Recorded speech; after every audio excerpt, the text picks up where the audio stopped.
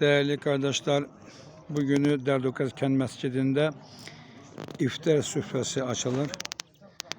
İnşallah Rahman iftardan önce bizim kendimiz balacı olsa da içimizde 3 tane büyük şehidimiz var. Hansı ki bizim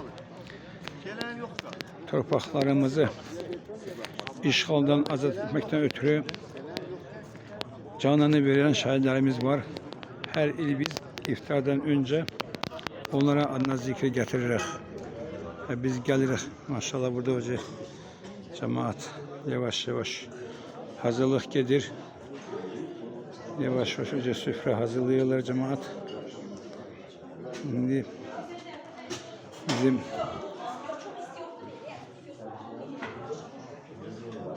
Allah rahmet eylesin bizim şehitlerimizin. Elbette biz onların hakkında ne kadar danışsak da yine de azdır. Çünkü bu insanlar ömrünün en cavan çağında biz yaşayak diye şahit oldular. Allah-u Teala bütün şahit rahmet eylesin.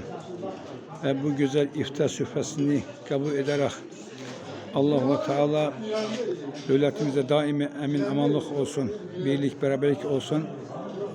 Devletimizde bir daha böyle çetin anlar yaşanmasın inşallah Rahman. Maşallah, inşallah bizde cemaate gelir yavaş yavaş. Allah-u Teala her bir formada buraya kömek eden bacı kardeşlerimizden ister söz ne olsun, maddi cihet olsun, fiziki cihet olsun, herkesten razı kalsın inşallah.